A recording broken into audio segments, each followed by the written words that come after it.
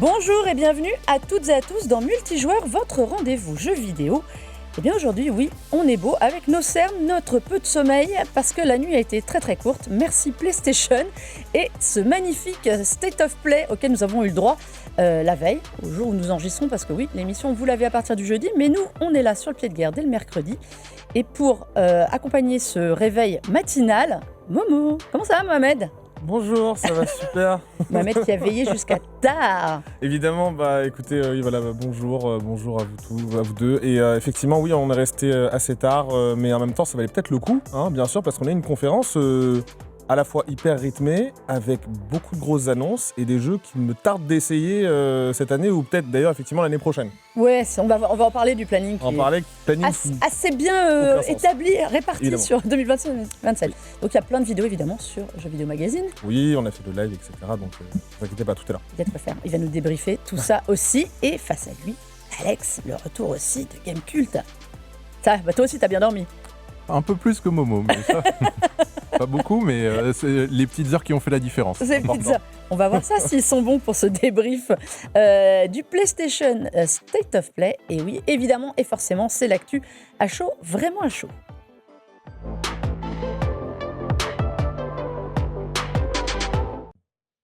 C'est la semaine normalement du Summer Game Fest et donc Sony s'est dit « Eh tiens, comme on n'est pas là-bas, si on se faisait notre petit événement de l'autre côté ouais. ?» Et là, ils nous ont gâtés. 1h10 de présentation de jeux, c'est allé à toute vitesse. Alors, c'est assez paradoxal, Momo, parce qu'on se le disait en rantaine tous, mais c'est vrai, State of Play, normalement, c'est un peu plus concentré. On s'attendait à avoir beaucoup de Wolverine. On va en parler, Wolverine, c'était qu'au début. C'était presque plus un PlayStation Showcase qu'un State of Play.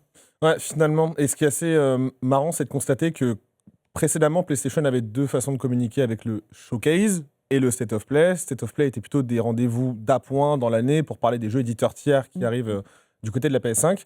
Et c'est assez intéressant de constater qu'au fur et à mesure, le format qui est resté, c'est le State of Play. Maintenant, il y a peut-être moyen que PlayStation se dise qu'on fait des State of Play, pas non plus 400 000 à l'année, mais que celui de juin est important. Pas loin quand même, hein. Ils nous en font souvent, après, ça dégaine pour tout. Le dernier, pour le coup, c'était en février. Là, on est en juin, on en aura un plus tard dans l'été. C'était sur Marathon le précédent, c'est ça, non ? Ils vous en ont fait un autre ? Parce qu'il y en avait eu un sur Marathon. Alors, je me souviens pas exactement. Je pense qu'ils ont dû en parler dans la communication, mais en tout cas, le dernier vrai State of Play, c'était en février. Là, c'est juin. Il y en aura un bientôt sur Phantom Blade Zero, d'ailleurs, qui est centré sur l'histoire du jeu. Et après, on en aura un en fin d'année. C'est 4 par an, globalement. Mais celui de juin est hyper important. Et alors, franchement, ce qu'on a eu hier soir, c'est digne d'un showcase, honnêtement, parce qu'on a une visibilité à la fois sur la production qui sera là le 15 septembre, en l'occurrence on parle de Wolverine, mais derrière on a une visibilité sur également d'autres jeux first party, notamment ce qui s'est passé avec God of War, ce qui est juste un non-sens total, c'est un truc de fou. Bref, PlayStation garde parfois ces grosses cartouches exclusives également dans cette conférence State of Play, et c'est déjà arrivé lors du State of Play qui révélait par exemple Ghost of Yotei, donc c'était celui de septembre 2024. C'était le premier trailer de Ghost of Yotei, c'était aussi dans un State of Play, c'était même pas dans un PlayStation Showcase. Donc en gros, on se retrouve avec un Sony qui arrive à la fois effectivement à partager les jeux éditeurs tiers, on en parlera, il y a eu Tomb Raider, il y a eu Control Resonant qui en fait une date, il y a Onimusha, etc. Et derrière, qui garde quand même un segment pour ses first parties. Et vous remarquerez que c'est toujours au début et à la fin de la conf. C'était pareil lorsqu'ils avaient révélé par exemple le Marathon, c'était pareil pour Fair Games. Bon, heureusement qu'on n'a pas eu de nouvelles, mais globalement, les grosses cartouches exclusives sont balancées au début, et ensuite c'est à la fin, et c'est 2 cartouches PlayStation Studios qui sont gardées à la fin du State of Play. Donc on commence un petit peu à avoir un pattern du côté de la façon de communiquer de Sony, mais c'est vrai que c'était totalement gargantuesque, c'était hyper touffu. Fallait nous garder quand même en éveil tout le long, parce qu'il était quand même 23h ici, on a tenu jusqu'à plus de minuit. Alex, PlayStation Showcase, State of Play, ils gardent qu'un seul nom, parce qu'on a aussi des souvenirs de showcase qui portaient mal leur nom. C'est ce que j'allais dire. Je pense qu'à l'avenir, au fait, il n'y a que le State of Play qui va exister, tout simplement parce que le nom maintenant est beaucoup plus ancré, en tout cas chez les joueurs, comme vraiment un rendez-vous PlayStation. Puis je pense aussi que ça leur permet de se différencier du Xbox Showcase pour éviter en fait qu'il y ait un nom qui est très similaire, pour ne pas dire exactement le même. Je pense qu'ils ont tout intérêt en fait à normaliser l'utilisation du mot State of Play qui maintenant est bien ancré. C'est à eux. Ouais, voilà. C'est leur marque. Tu sais maintenant que quand il y a un State of Play, ça va être quelque chose de potentiellement très intéressant. Donc ils ont tout intérêt à rester sur ce terme-là et pour toute leur présentation. Après, ce qui est un peu Momo. piégeux, juste parce qu'en fait, effectivement, c'est leur marque et ça, pour le coup, ils l'utilisent très bien. Ce qui peut être un tout petit peu piégeux, c'est que, en fait, si tu commences à habituer les gens à avoir de très grosses annonces lors d'un State of Play, en fait, il faut leur expliquer que c'est le State of Play de juin qui est le plus important et que le reste, on va dire que c'est des. Oh, mais Momo, tu sais très bien que les joueurs trouveront toujours quelque chose à redire sur les conférences. Il y en a toujours pour dire que c'était nul, qu'il n'y avait rien d'intéressant. Mais c'est pas faux. Faut pas s'embarrasser de ce genre de choses. Pour avoir connu le 3, on était clairement hier sur une conférence du niveau des bonnes années de PlayStation qu'on avait à l'époque à Los Angeles en préambule de la semaine E3. C'est-à-dire c'était d'une... Alors avec des gens qui parlent sur scène en plus, mais c'était d'une densité assez comparable. Le 3, les confs, la conf PlayStation, elle durait 2 heures, non? Non, pas forcément. C'était une bonne grosseur. C'était déjà pareil, 1h30, c'était déjà très, très tard. Ouais. C'était à 19h, heure locale, ce qui finissait une journée où on avait couru partout pour enchaîner des confs. Ouais. C'était vraiment de ce niveau-là, de quelque chose où, d'entrée de jeu, on t'en met plein les yeux et on termine sur ce One More Thing. Alors, on n'avait pas forcément des One More Thing qui faisaient 20 minutes dans mes souvenirs. Oui, mais là, c'est assez... Là, c'était quand même assez dense. Ouais. Mais alors, je voudrais qu'on revienne sur cette conférence et sur l'ouverture sur Wolverine. Alors, c'était pas de surprise, ils nous avaient annoncé qu'ils avaient parlé de Wolverine. On l'attendait pas forcément en ouverture. Mais alors là, on a pris un déluge d'hémoglobine dans la première minute qui est assez impressionnant. Mais qui est raccord avec le personnage. Alex, t'en as pensé quoi? Alors justement, parce que c'est très très violent Wolverine. Hein. Ouais, mais je pense que t'as pas vraiment le choix quand tu fais un jeu sur ce personnage-là, si tu veux rester fidèle aux comics. Et on sait que Insomniac, ils sont quand même très à cheval là-dessus. On l'avait vu avec Spider-Man, aussi bien le 1 que le 2 que Miles Morales. Ils sont très attachés aux comics et c'était trop important de garder ce côté très viscéral, brutal et sanglant qui fait partie de l'ADN du personnage. Puis il a des super, il a des pouvoirs et la jauge de rage que vous pouvez remplir, oui, elle correspond au personnage. Vous n'auriez pas ça dans Spider-Man. Alors pour ceux qui ont raté, donc Logan que l'on voit là pister gentiment les Rivers qui sont des cyborgs mercenaires, comment je pourrais c'est traduire ça. En fait, c'est en gros dans l'univers. Donc déjà Wolverine se passe dans le même univers que Spider-Man. Il faut le préciser, c'est l'Insomniac Universe. En gros, il est expliqué que les mutants existent en fait, mais personne ne connaît leur existence ou presque. Ils sont cachés. Et ils se font traquer par une espèce de conglomérat de mercenaires cybernétiques. Mais en fait, si vous avez fait attention dans le gameplay, il y a des conteneurs et également des camions avec marqué Trask Industries. Et en fait, Trask, c'est Bolivar de son prénom, qui est effectivement un milliardaire qui déteste les mutants et qui a envie de tous les annihiler. D'ailleurs, c'est lié à la sentinelle qu'on a pu voir dans le premier trailer et même ici. Donc en fait, Logan, ainsi que du coup, on a la confirmation de Jean Grey, on avait Mystique également dans le précédent trailer, ont pour objectif de protéger les mutants qui se font traquer en fait. Et alors, du coup, la particularité, c'est qu'effectivement, on va avoir un Logan qui déjà fait partie, entre guillemets, d'une équipe d'X-Men. Il revient à ce qui était normalement dans l'histoire de Wolverine, il est un peu tout seul. Après, à la base, oui, effectivement, Logan est un personnage qui fait beaucoup cavalier seul. C'est compliqué de bosser avec lui. Mais effectivement, oui, là, on a un truc où il y a plusieurs personnages de l'univers X-Men qui vont graviter autour de lui. Et effectivement, c'est quelque chose qui va faire partie de l'histoire principale. Et oui, effectivement, sur l'aspect hémoglobine, complètement. C'est-à-dire que, en plus, Insomniac l'avait assumé dès le départ. Lors du premier trailer, il ne laissait pas trop de place au doute quand même. Ils avaient dit, bon, nous, en fait, c'est Spider-Man qu'on a fait juste avant, mais là, en fait, on n'est plus à New York et c'est plus Peter Parker. On est sur un personnage qui, de façon très claire et assumée, est un tueur avec des griffes acérées en adamantium. Et il y a effectivement cet aspect aussi de régénération, parce qu'évidemment, Wolverine a un squelette d'adamantium, etc. Il a un organisme très puissant, donc on le voit dans le gameplay. Alors, je ne sais pas s'il faudra faire ça à chaque fois que ta barre de vie arrive à 0, de marteler carré pour te régénérer. Faudra voir comment on met ça en place. Normalement, t'es pas censé mourir. Ouais. Normalement, t'es pas censé mourir, ça peut poser des limites. Néanmoins, c'est quelque chose qui va être intéressant à surveiller. Après, de toute façon, on le voit, séquence spectaculaire, un peu type rail, etc., assez dirigiste. Peut-être que certains diront que c'est un peu limité. Moi, je prends cette séquence de gameplay comme ce qui est Marvel's Wolverine, un blockbuster AAA d'action super-héroïque, cinématographique. Voilà. Après, il faudra voir pour le scénario et les personnages. Mais... Un jeu d'aventure solo, violent et sanglant. Et franchement, c'est que 8 minutes. Hein. Parce que Marvel Spider-Man 2, par exemple, au PlayStation Showcase de 2023, c'était 20 minutes de gameplay. Là, on s'est arrêté à 8 et j'ai fait... D'un autre côté, 8, t'as pris déjà t'as pris ta claque, mais je m'attendais à ce que ce soit plus. Et quand tu vois effectivement tout ce qui était balancé après dans State of Play, on s'attendait à avoir un très très grand segment sur Wolverine. C'est parce qu'ils avaient teasé depuis le début qu'on aurait du Wolverine. Alex, est-ce que ce trop plein de violence qui est certes le cœur du jeu, ça peut pas être un frein à son succès? Parce que c'est le même studio en effet que Spider-Man. Spider-Man, c'est familial, c'est gentil, c'est connu. Il y a des méchants, mais même si là on retrouve beaucoup de mécanique, on sent que c'est le même studio derrière. Est-ce que un jeu aussi violent, même chez PlayStation où on a un peu de tout, c'est pas un peu trop violent? Moi, j'ai du mal à imaginer, à concevoir que ce Wolverine puisse avoir le même succès qu'ont eu les Spider-Man, exactement pour cette raison, parce que c'est beaucoup moins family-friendly. Ça ne veut pas dire que le jeu ne va pas être un succès monumental, parce que ça reste un super-héros Marvel et un des plus connus de l'écurie. Et c'est beau. Oui. Et puis, ça reste du grand spectacle AAA, action-aventure, comme l'a dit Momo. Mais ouais, je pense que d'une manière ou d'une autre, cette violence exacerbée va forcément avoir un impact sur les ventes, auprès des familles. Ouais, ça peut être un peu... en tout cas, il sort le 15 septembre. On aura l'occasion de vous en reparler. Je pense que oui, Sony remettra un peu plus le couvert dessus. Alors, comme Momo l'a dit, il faut une bonne entrée et une bonne sortie. On va aller directement à la fin, parce que c'était l'autre temps fort, qui était God of War Lofay. Alors, petit coucou à tous ceux qui font des fuites et qui avaient pas pensé que c'était Freya, parce que c'est ce qui avait fuité toute la semaine.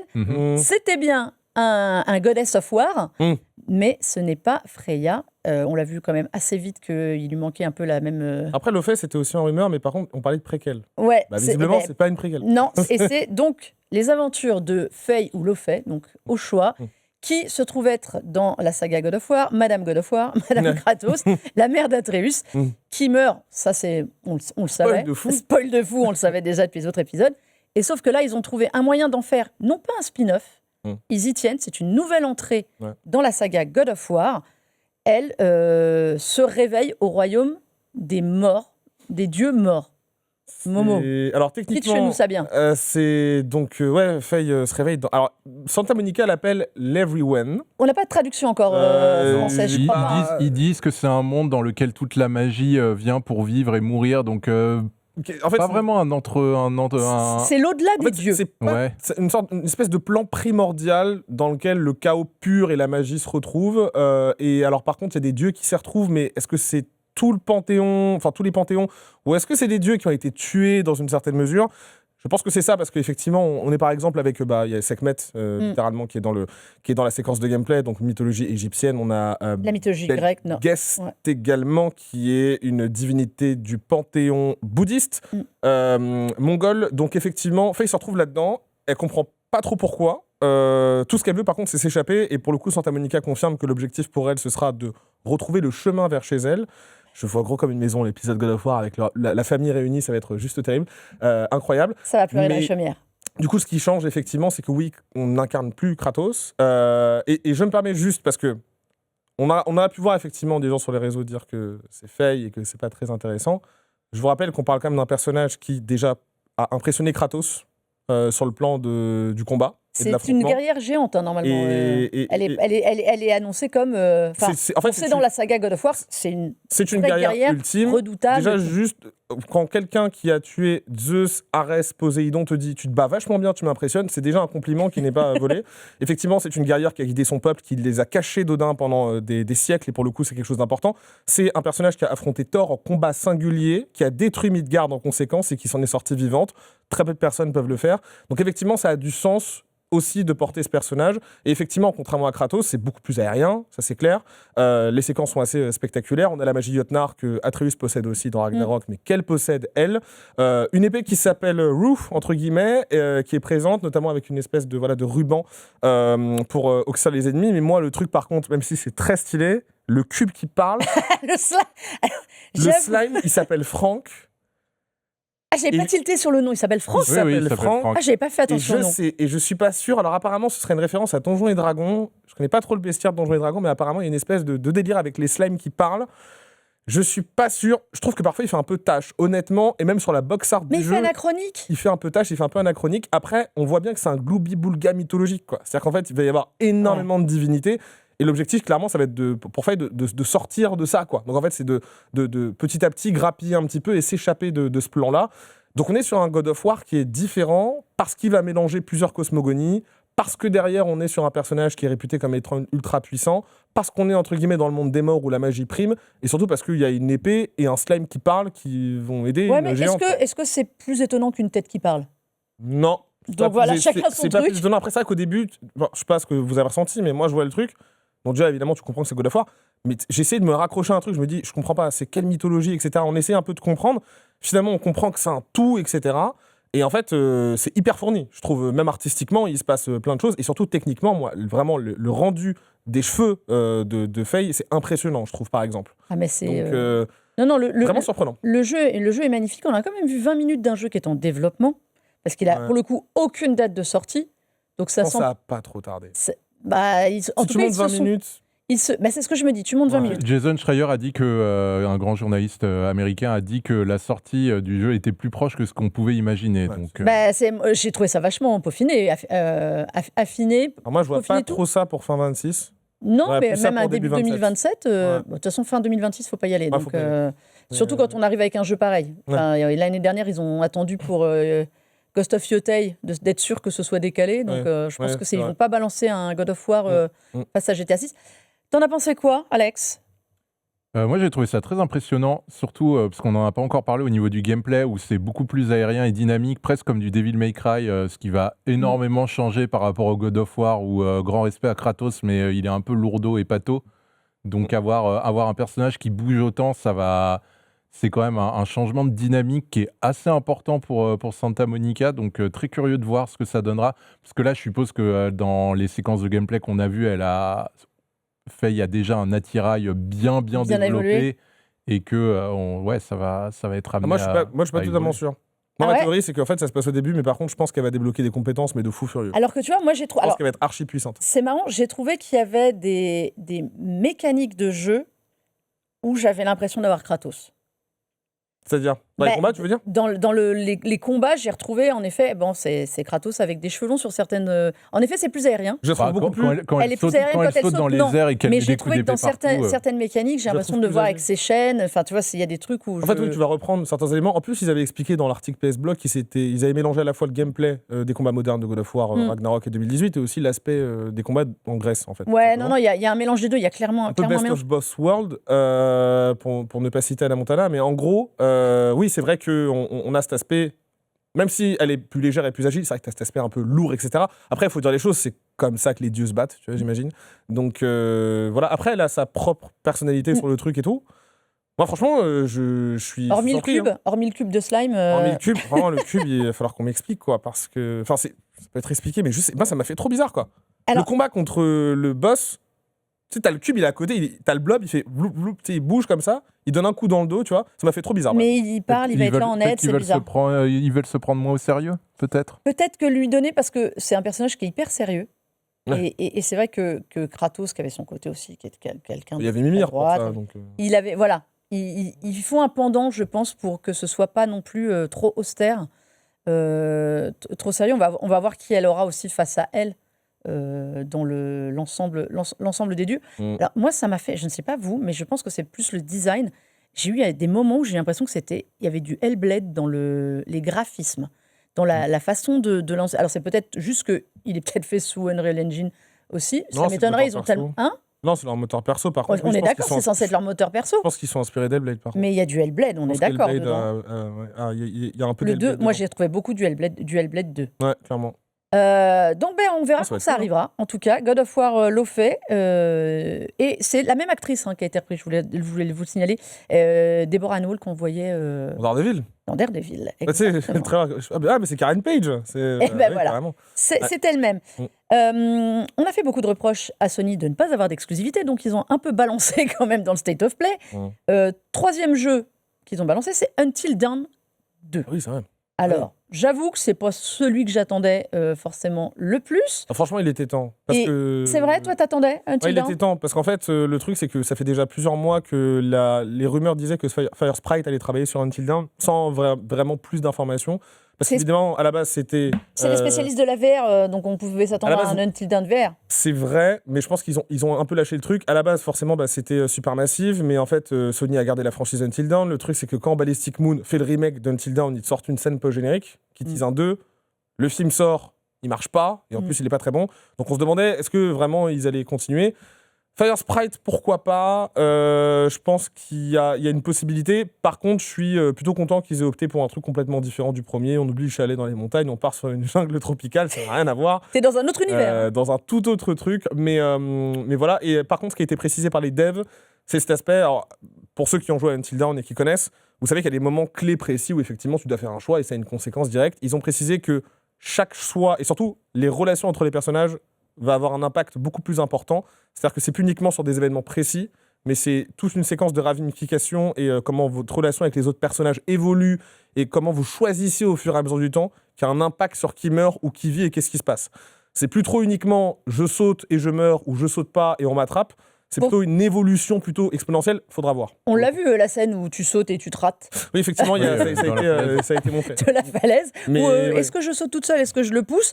L'autre, il s'éclate dans le rocher plus bas. Moi, je l'aurais poussé, mais c'est mon côté un peu relou. J'ai pas compris si elle avait sauté, elle l'avait poussé pour qu'il saute avec elle ou si il a sauté tout seul, il s'est raté. Là, pour le coup, sur ce choix, il faudra voir un petit peu le truc. Et sachant aussi qu'on a un perso, c'est le Dr. Hill, donc le psychiatre de Josh dans le premier, qui est de retour. Peter Stormare. Je ne sais pas ce qu'il fait là. Il faudra expliquer le truc. Mais en tout cas, ça a l'air plutôt intéressant. Plus d'infos dans quelques mois. Sorti en 2027. Ouais, encore un jeu pour 2027. C'était complètement barré. Ça a commencé comme un nanar ado, honnêtement. Moi, je l'ai cramé direct. J'ai fait, attends, c'est vrai, c'est un jeu PlayStation. C'est des personnages nanardesques. Je l'ai pas vu venir. Il y a du love toutes les 5 secondes. Pourtant, c'était marqué Fire Sprite tout de suite. Et en plus, t'as la musique This is how the villains make, etc. Je me suis dit, ça fait très Until Dawn. Honnêtement, je sais pas comment expliquer, t'as cet aspect... T'as plusieurs personnages qui se retrouvent dans un truc. En plus, t'as l'aspect fantôme et tout. C'est une équipe de chasseurs de fantômes qui ne chassent rien du tout parce que c'est des gros menteurs et qui se retrouvent sur une île et comme par hasard, il y a un truc. Franchement, dès le départ, je me suis dit Until Dawn-esque quand même dans le truc. Donc, alors moi, ça fait très nanar. Ça fait très nanar. Et j'ai trouvé les personnages. Alors moi, j'ai pas été hyper emballée par les personnages. Non plus. Je sais pas vous, je les ai pas trouvés. C'est un peu délire. C'est du cliché, quoi, tu vois. Non, mais même graphiquement, j'ai pas. Sur les visages et tout. Ouais, j'ai pas été emballée. Ouais. Moi, j'ai du mal à me passionner pour cette formule narrative horreur parce que malgré toutes les promesses sur vos choix auront plus d'impact, j'ai fait suffisamment de jeux narratifs en fait pour arrêter d'attendre de cette promesse que tous les jeux narratifs font et qui ne la tiennent qu'à moitié. Donc j'attends de voir, mais en l'état j'ai vraiment beaucoup de mal à me hyper pour J'espère qu'il sera au niveau du 1 et qu'il sera au-dessus des Dark Pictures. C'est vrai. Alors, dans la série des jeux qui font peur, on a eu aussi notre dose hier, on va pas se mentir. Avec la claque de fou, là. Alors, je ne sais pas quelle est la claque que tu as pris. Je vais te faire une petite sélection et tu vas me dire ce qui t'a plu. On a eu The Lost Wild, un espèce de survival horror Jurassic Park-like, mais quand les dinosaures ont dérapé total. Vous devez affronter des dinosaures, mais jamais frontalement. Oui, en même temps, non, mais il n'y a pas de combat. Vous n'avez pas d'armes. Vous devez les fuir. C'est pour ça que je veux parler de Jurassic Park. Donc, c'est plutôt discrétion, observation, explorer les environnements. Donc, vous vous retrouvez sur une île où ça se passe mal. Forcément, avec des dinosaures. Graphiquement, très bon. Ils l'ont qualifié, Annapurna le qualifie de jeu d'évasion, survie, horreur. Voilà, c'est survie. Et c'est Annapurna. Alors ça, non mais alors là, Annapurna, on a l'habitude qu'ils nous fassent des jolis jeux narratifs avec beaucoup de personnalité, mais des choses plutôt tendance cosy, réflexion. Là, je ne l'ai pas vu venir le Lost Wild. Non, effectivement, une bonne claque aussi. Effectivement. Au début, je pensais que c'était Jurassic Park Survival, mais je me suis dit, attends, ça n'a pas de sens, c'est pas un enfant. Mais effectivement, là, c'est... C'est Jurassic Park qui a dégénéré. Hein. Oui, effectivement. Voilà. Ça fait très Outlast avec des dinosaures, mais moi, ça me plaît bien. Un petit peu d'Alien Isolation aussi, dans une certaine mesure, sur l'aspect de t'as pas d'armes. Enfin, dans le sens où tu peux pas te défendre, c'est un truc qui te traque, mais bon, c'est pas un seul dinosaure, c'en est plusieurs. On aura le temps d'en reparler, c'est pour 2027. Et plus près de vous, si vous voulez vous faire peur, il y aura un nouveau Silent Hill. Townfall, aussi signé Annapurna. Et on sait que Konami avait annoncé qu'ils allaient prêter la licence pour en faire autre chose. Il y avait plein de jeux qui étaient en développement. Et bien là, ce sera un Silent Hill européen, Alex. Est-ce qu'on peut dire ça ? Ouais. Ça se passe en Écosse, donc ce sera la première fois que la licence fait un tour en dehors des États-Unis et du Japon. Donc rien que ça promet un petit changement de ton. Puis même l'équipe de développement n'est pas composée que de japonais, comme ça pouvait être le cas pour les autres Silent Hill. Donc là, pareil, on va avoir un changement de ton parce que c'est pas la même conception de l'horreur. Et moi, rien que pour ça, je suis très curieux de voir où ils veulent amener. Il est un peu différent, j'ai trouvé, dans l'approche. Donc ça se passe, c'est quoi, l'Écosse, l'île de Saint-Emelia, je crois, il me semble que ça existe vraiment, ou au moins ça ressemble à des îles écossaises. Et donc on a Simon, ce héros, qui se retrouve là-bas sans vraiment comprendre. Il a été appelé par une infirmière d'une clinique locale qu'il ne connaît pas, apparemment. Pourquoi il y va? Parce qu'il est sympa.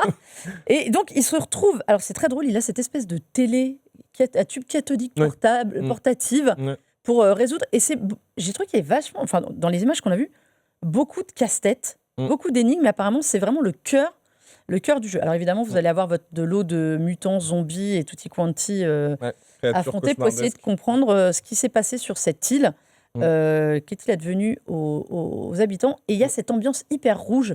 On retrouve un peu le fameux brouillard de Silent Hill. Mais c'est vrai que le rouge comme ça. Mais le rouge est bien angoissant. Ça ressort pas autant. Silent Hill avait cet aspect. Il avait des traînées rougeâtres, mais il y avait des traînées. Là, effectivement, c'est une DA qu'on a déjà pu voir, mais qui est vraiment cool et qui colle bien. Ça change. Effectivement, il faudra voir. Du coup, c'est le 24 septembre. Ouais, 24 septembre. Je vous épargne Hill. Je pense que c'est ça dont Momo voulait parler. Mais c'est un truc de C'est fou. horrible. On vous mettra pas d'image parce que c'était vraiment horrible. C'est du body horror. Mais moi, c'est ma claque de la conf. Honnêtement, God of War m'a impressionné. Moi, pour moi, c'est mon coup de cœur. Honnêtement, Hill. C'est vrai? Mais moi, c'est un truc de fou. Ah là là, je trouve ça incroyable. Allez voir Hill, mais alors cette fois, I2L. Vraiment le jeu d'horreur absolu. Par contre, voilà, accrochez-vous parce que oui, effectivement, c'est affreux, quoi. C'est affreux, mais honnêtement, enfin, à la base, dès le premier trailer, c'était très bizarre. Le second, qui était balancé il y a quelques, en février, on l'avait vu, je crois d'ailleurs. C'était hardcore, mais là, le troisième trailer, c'est complètement dingue, quoi. Sorti en 2027, bref. Je voulais parler vite parce que le mois de septembre, on parle de Silent Hill Townfall, mais on sait maintenant qu'il y aura Control Resonant. Ouais, mais qui sort exactement le même jour, le 24 et le 25. Donc on a aussi une date de sortie pour Onimusha. Le dernier pan de l'année folle de Capcom. Ouais. Quelle année de malade. Hein. Une année de fou après Pragmata et Resident Evil Requiem. Et c'est pour le 25 septembre, avec une démo déjà disponible. Oui. Et la démo qu'on avait pu essayer l'année dernière. C'est celle que nous avions essayée. Je me suis dit, cool, une démo, je pourrais jouer. Mais non, c'est la même. Et elle est sympa. Les gens vont pouvoir en profiter, effectivement, elle est très sympa. Et on a aussi eu les retours. Alors, il y avait évidemment Tomb Raider, Legacy of Atlantis. C'est pareil, on l'avait déjà vu. C'est vraiment très beau, le premier épisode remaké des aventures de Lara Croft. Ça a une date de sortie au 12 février 2027. Pas glissé. Les Tomb Raider sortent toujours au moment de la Saint-Valentin de toute manière, donc ce n'était pas vraiment une surprise. C'est vrai ce que tu dis, ouais. Moi, ça me hype bien, mais bon, après, je suis assez bonne cliente des Tomb Raider. Là, pour le coup, ils ont vraiment fait un gros boulot de remake, contrairement à l'autre remake de ce State of Play dont on parlera juste après. Là, c'est un travail absolument titanesque qui a été fait pour moderniser Lara. Il colle plus à la trilogie reboot. C'est ça qu'il faudra voir. Il est plus beau, hein. Oui, parce qu'il est un peu plus vieux. Mais il est très beau, mais elle est presque plus crédible par rapport à la Lara du reboot qui est censée être plus jeune. On la voit mieux en... Quand je dis reboot, pour ceux qui n'ont pas suivi, c'est Tomb Raider, c'est Rise et Shadow of the Tomb Raider. Moi, j'ai pas fait le premier Tomb Raider. Mais voilà, ce sont des très bons épisodes. Je vais le faire. Et celui-ci est censé être donc après dans la chronologie, même si c'était le tout premier, et elle est beaucoup plus ressemblante à la jeune. Et en effet, il y avait un autre remake qui était un peu un secret de Polichinelle, puisqu'on savait que ça allait finir par arriver, qui est Rayman Legends Retold, qui arrivera, lui, le 1er octobre, donc très très vite aussi. Ubisoft, en ce moment, ils nous ressortent leur gros succès des cartons, et ils en font des versions modernisées. Alors moi, j'adore Rayman Legends. C'était UbiArt à l'époque, le moteur. Ah non, alors moi, je suis hyper hypée par celui-là. Mais je suis une bonne cliente des Rayman, et je suis Rayman Legends, vraiment. Mais j'avoue que le côté vrai 3D, histoire revue, je veux voir à quel point c'est vraiment une nouvelle, un nouveau Rayman. Il y a les mêmes personnages qu'on trouve, donc Murphy, Barbara. Normalement, l'intérêt de Rayman Legends, c'est qu'on pouvait débloquer tout un catalogue de personnages et déclinaison des personnages. Je ne sais pas si ça sera gardé. On a, chez nous, on a Tamalou qui est parti le tester là. Ah bah oui. Pendant 2 heures chez Ubi Montpellier. Alors au début, quand il partait, de toute façon, il l'a dit clairement dans la vidéo. Il a dit, moi, je n'ai jamais, j'ai pas vu l'intérêt. Je me suis dit, pourquoi remaker Rayman Legends? Le jeu est très bien. 13 ans. Et qui survit très bien. Moi, j'y ai joué il n'y a pas très longtemps. La direction artistique est encore tout à fait faisable. Moi, j'y ai joué aussi et j'ai pas passé un mauvais moment dessus parce que c'est exactement le même gameplay que Legend. Mais là, encore à l'heure actuelle, j'ai du mal à voir l'intérêt de ce remake. Surtout que, je veux dire, Rayman, il y avait des remakes vachement plus intéressants à faire, je pense. Le premier, avec cette direction artistique, ça aurait été très cool. Le 2 et le 3, ils méritent aussi un peu d'amour. Donc je sais pas, j'ai du mal à voir l'intérêt. Après, il y a plein de nouveautés, malgré tout. Ils nous disent qu'il y aura un monde supplémentaire pour conclure l'histoire, une scénarisation plus poussée avec des cinématiques. Les phases en dragon, c'est quelque chose qui est tout nouveau aussi. Vous avez pu le faire, ça, ou pas? Ouais, on a fait les phases en dragon, elles étaient jouables. Par contre, on n'a pas vu les niveaux supplémentaires. Parce qu'il y avait un peu dans le Rayman Legends originel, il y avait un peu des séquences comme ça, qui ressemblent en fait, qui ont l'air de ressembler à ce qu'est cette séquence en dragon, où tu devais un peu survivre à dos d'animaux, de créatures. Alors, moi, je suis un peu comme vous. J'adore, c'est vraiment un épisode que j'adore. Est-ce qu'il y avait besoin? Je trouve qu'il a une telle force visuelle, le précédent, mais je suis quand même hypée. J'avoue. En fait, je pense qu'en fait, s'il marche, il y en aura d'autres pour les autres Rayman. Je pense que c'est un moyen de tester avec un épisode qui est peut-être plus récent que d'autres. Qui est une valeur sûre. Qui est une valeur sûre et qui est populaire. Je pense aussi que ça répond totalement à une volonté stratégique d'Ubisoft de se racheter une réputation après des dernières années très très compliquées. Donc on a Black Flag Racing le 9 juillet et maintenant on a Rayman le 2 octobre. Donc ça fait partie d'un plan à peu près global pour faire revenir un petit peu et peut-être réanimer un peu la nostalgie et les souvenirs d'un bon Ubisoft dans la tête des gens aujourd'hui. Et je pense aussi qu'il y a des gens qui n'ont pas joué à Rayman, tout simplement. Oui, parce que c'était il y a 13 ans aussi. C'était sur les consoles précédentes. Ouais. Parce que je crois... quoi qu'il était sorti au mois d'août. Oui, sinon, il était sorti sur la PS3. Bon, il avait fait une bascule après. Ouais. Mais c'est un excellent épisode. C'est vrai que si vous devez commencer Rayman, vous ne l'avez jamais fait, voilà. Est-ce qu'il n'est pas un peu trop propre? Moi, c'est ça ma vraie question. Parce que on disait, voilà, c'est pas le même moteur, le moteur de l'époque, le moteur UbiArt, était vraiment donné un cachet visuel. Mais il est très, très beau. Est-ce qu'il aura le même charme? Je pense que ça sert aussi de prototype pour la suite, pour le futur de Rayman aussi. Ça aide de faire un jeu comme ça. Après, toute la question, c'est de savoir si est-ce que ça vaut ces 40 €. Au moins, il est vendu. C'est 40 €? Ouais. Ah, je crois que c'était moins, tu vois. Ah, c'est 40? Ouais. On verra. Mais alors, c'est 40, mais il sera vendu avec une version améliorée de Rayman Origins qui sera offert avec le jeu. Donc, après, à voir. Si vraiment il est comme le Rayman Legends initial, c'est un jeu dense. Hein. Il y a énormément à en faire. Pour le peu que j'y ai joué, tu as vraiment tous les niveaux de l'original, plus les niveaux bonus, les contre-la-montre.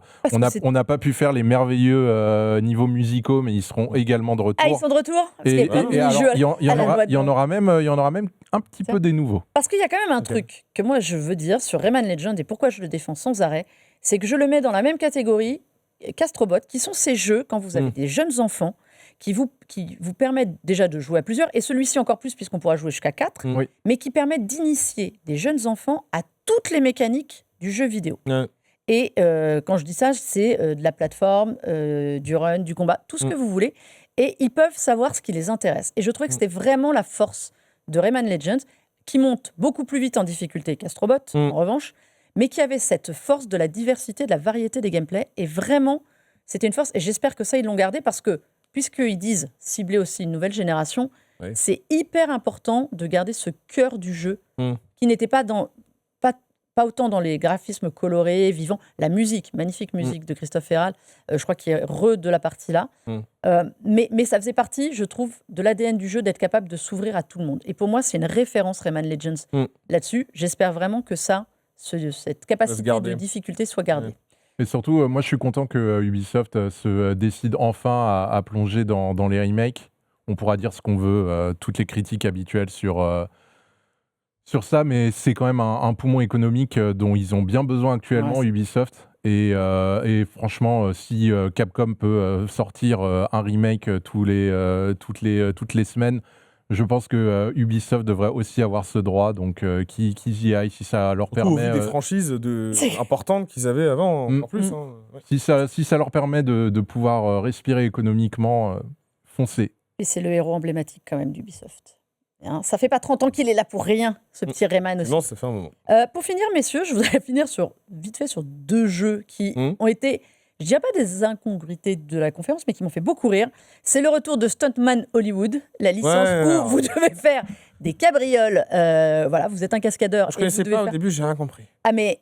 J'ai fait, attends, il y a K2000, il y a la 2, qu'est-ce que c'est? J'avoue que quand j'ai vu les premières images, tu fais, attends, c'est un jeu Fast and Furious?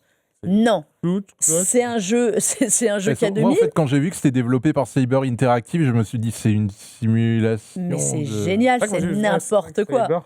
Et donc, il y a K2000, il y a la DeLorean de Retour à le futur, il y a du Miami Vice, il y a du Mad Max. La voiture de Mad Max. Il y a absolument tout. Et ça s'appelle Stuntman Hollywood. Vous devez faire des cascades et donc être le meilleur cascadeur au millimètre près. Le concept, à une époque où il y a plein de jeux de bagnole, j'adore. Donc moi, je signe tout de suite pour faire n'importe quoi. Mais il faudra attendre 2027.